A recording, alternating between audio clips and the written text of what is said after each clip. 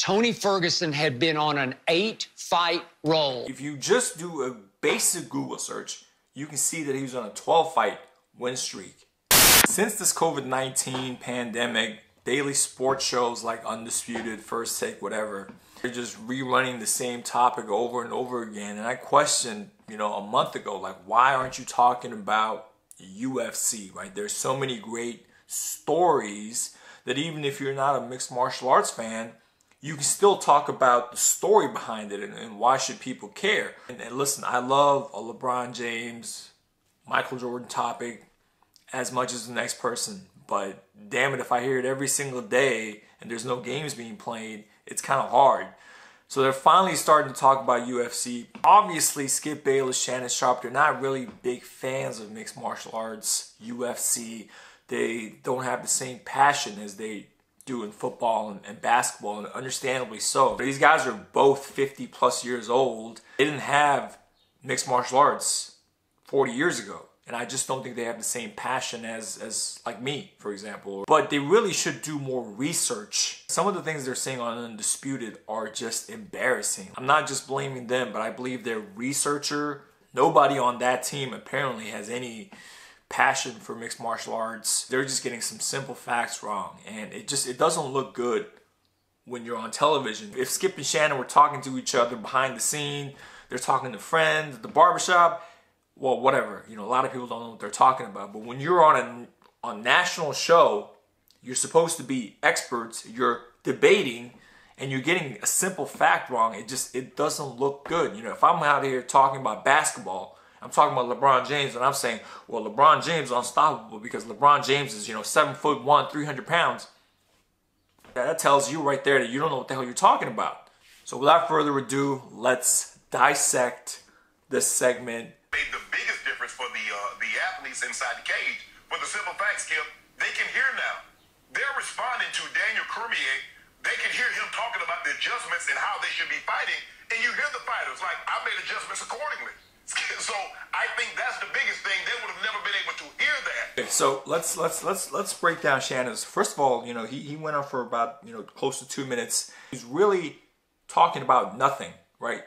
The question of the segment is, biggest takeaway from Gaethje's impressive performance at UFC 249. And he's talking about the viewing experience, running around the question, which is what you do when you listen to the politicians. If they have a topic they don't know what they're talking about, they'll just kind of circle around and try to talk about something they know. When it's so quiet, you can hear your corner, you can hear your opponent's corner, you can hear the commentators, right, depending on where you are inside the cage. So if you're inside the cage and you're right by the announcer table, you're going to probably hear what they're saying.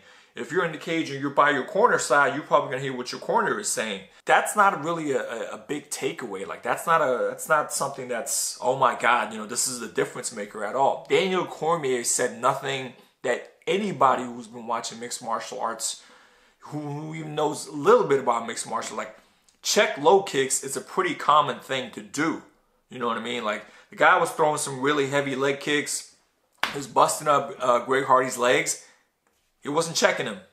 Anybody, I could have been in the corner and be like, dude, check the leg kicks. And Shannon Sharpe's making the point like, oh, that was a difference maker in the fight because Daniel Cormier said that. No, his corner was saying that. You know what I mean? As soon as he sat down on that stool, the corner were like, dude, check the goddamn leg kicks. So again, it was a 2 minute of kind of nothing.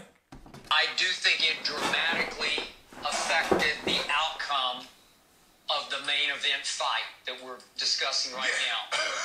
Tony Ferguson was the prohibitive favorite here.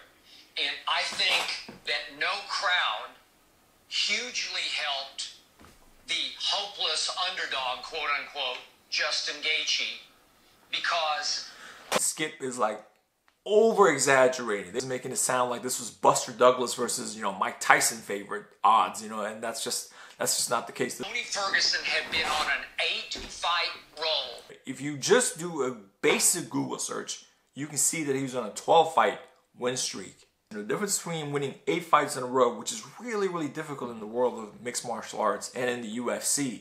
But if you win 12 in a row, that's incredible. Like, Khabib has won 12 in a row inside the UFC cage. He's also undefeated, but he's won 12 in a row. Tony Ferguson has won 12 in a row.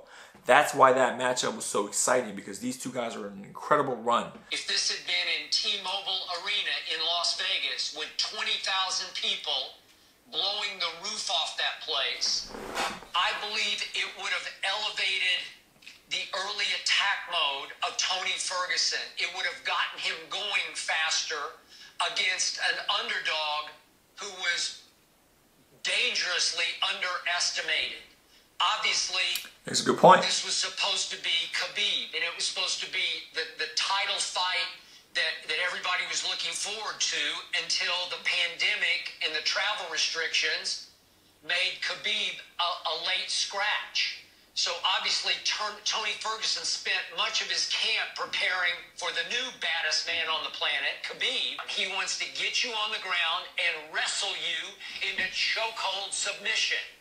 Khabib does not take you down, wrestle you into submission. Take the opponent down, beat him up from the top, and then take him out with a submission. But I can understand why he would say, you know, just wrestle him, and not a huge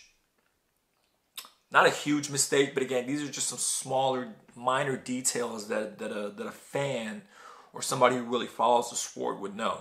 Obviously, the announcers and the commentators are trying to keep it down a little bit because they know they can be heard in the ring.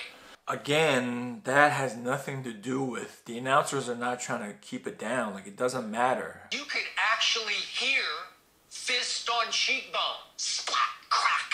And it's a scary sound. And I think Tony Ferguson was hearing his own demise right in his ears. There was no crowd to re-inspire Tony Ferguson. There is a lot of truth to, you know, having a crowd. You feed off from the crowd, right? The energy, whether you're getting booed or you're getting cheered because it's your hometown or whatever the case might be, you know, the crowd in any sport, yeah, it's going to give you a lot of energy.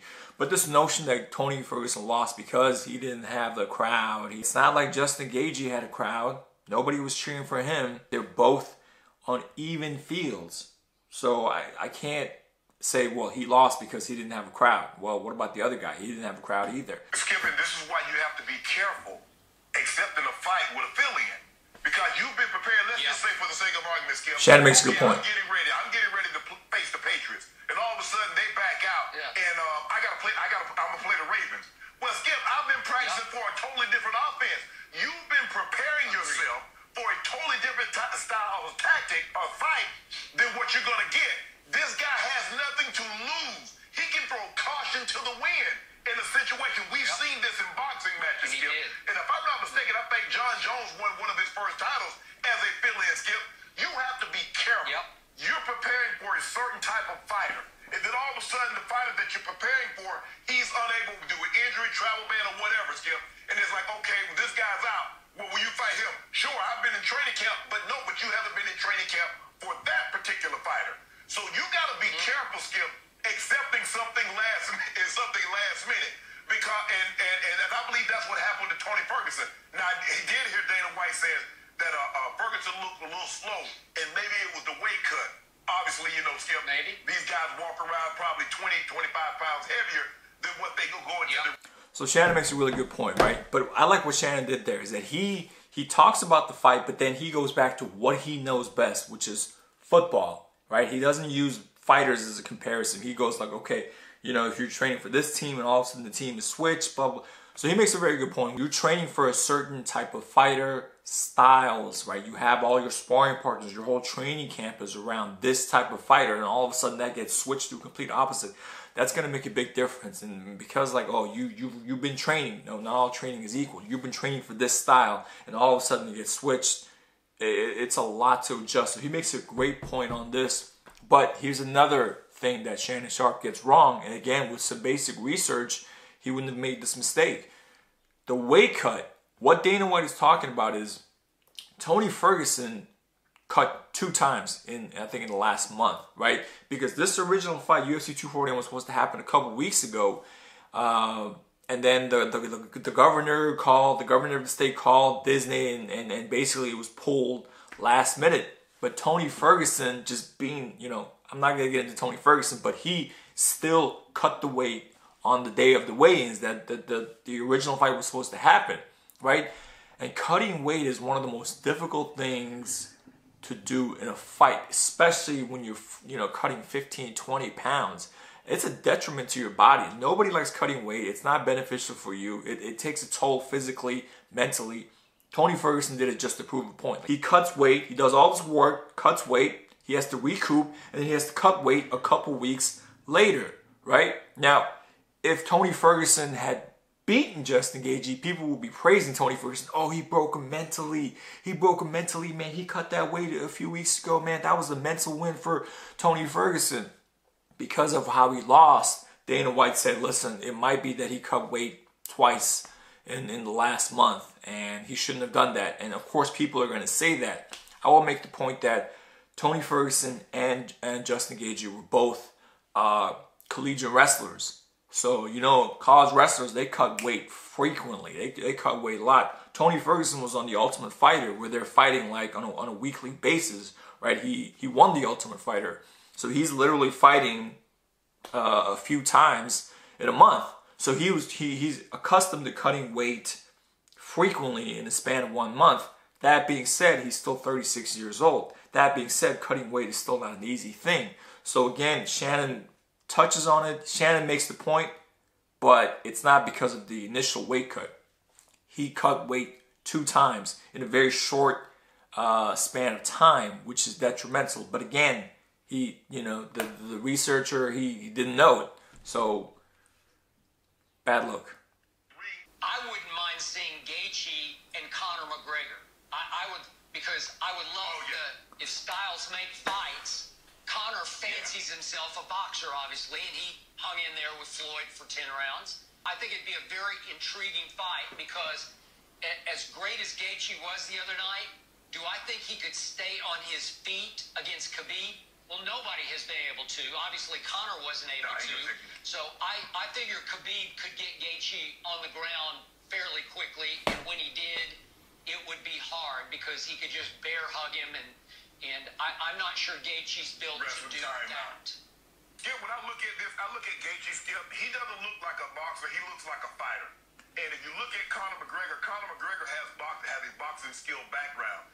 Skip Bayliss. Again, I like the point that he made about Conor versus Justin. That's the fight that I've been calling in for a long time now. For the last couple months, I was like, that's the fight that I want to see. Habib versus Ferguson, Justin Gaethje versus Conor McGregor, stylistically. And I think Conor would do well in that fight. I also like the point that Shannon made, that hey, listen, Conor McGregor is a crisp, clean striker. Justin Gaethje is a fighter. He's a brawler. In a lot of ways, that is true. I'm not saying that Justin Gaethje doesn't have great technique. I'm just saying that he's a fighter. Like, dude's just coming in to fight. Whereas Conor McGregor is faster. He throws more crisp, clean, straightforward punches. I think he's better timing. But another thing that he says is like that, Habib's going to just take down Justin Gaethje fairly easily. Again, he has no idea of Justin Gaethje's wrestling background. Again, a simple search would tell you, hey, this guy is a collegiate wrestler. He was pretty goddamn good. So there's notion, and he's a much better wrestler than Conor McGregor. So this notion that Habib's just going to take him down and beat him up, I'm not saying that Habib won't take him down. I think Habib will take him down. That's kind of Habib's game. It won't be as easy as Skip Bayliss made it out to be. Like, he'll just take him down, boom, and beat him up. No, he's going to have some trouble taking him down. Stylistically, this is a good match for Justin Gaethje. Tony Ferguson, despite what the Spider-Man skills that Skip Bayless was talking about, he's also a pretty good wrestler himself, right? He also wrestled back in college. So these guys, unlike Conor McGregor, both Justin Gaethje and Ferguson, they both have really good wrestling skills. They're wrestlers in their heart. I'm not saying that he can't be taken down, but it won't be as easy as Skip made out to be. So overall, Skip Bayless, Shannon, Sharpe, I love Undisputed. I watch it every day. I like the fact that they are actually doing a UFC segment. There's so many great stories. There's so many great things about the sport, and they can talk about it. Even if someone's not a big fan, you can tell a story. You can paint a picture, and you can debate about that. But some basic details, they need to get it right. I'm not saying that you have to be technical and you have to, like Shannon Sharpe can watch a football game and break it down in a way that I would never understand it, because he understands the game in and out. You know, Skip Bayliss been covering sports, you know, basketball, for example, football, whatever. These guys can break down traditional team sports, I'm sure, in a way that I could never do it. But, and I'm not saying they have to do the same for MMA, but small details, you got to get that right. And you got to get, like, you could have made a way better segment here talking about some actual points instead of the crowd. I mean, that's a good point, but a very small point, right? The bigger takeaway is, hey, the cutting weight, did that impact it? The change of opponent, the lack of training partners, did that affect it? This notion that because Gaethje took the fight on short notice, that he was going to get tired out. You know, he was supposed to be done after 2 rounds. That if Tony Ferguson survives 2 rounds, that he's going to have a great time. Whereas, in fact, the opposite. Tony Ferguson's best rounds were the first 2 rounds. Justin Gaethje surprised everybody by coming in strong in the 3rd and 4th and stopping in the 5th. Another point you could have talked about was it a good stoppage, right? Because Tony Ferguson was still on his feet. Gaethje hit him with a good punch. Tony was trying to shake it off, whatever he was doing. And the referee was like, dude, that's enough. But that was accumulation of all the beating in that 5th round. And that punch, he took it. He stepped in there and stopped the fight, the referee. So you could have talked more about that. So there were some other things that they could have talked about, but they didn't. They were talking more about some small things, like they were dancing around the question. So I like to see more segments, but more research, and not just research, but from guys that actually follow the sport, that know the sport, right? I don't know how many guys at Fox Sports actually love MMA. I can do research on, you know, baseball, but I don't know anything about the sport. So I would probably if you ask me to cover this baseball game, I'm sure I can do some research. I'm sure I can Google some stuff. I'm sure I can talk to some people, but I might get some small details wrong, and I wouldn't know it. I would just put it on paper, and I'm giving it to somebody who's going to talk about it on television, and it's not going to look good to somebody who actually knows baseball. So then you do a better job. Good job, but then you do a better job.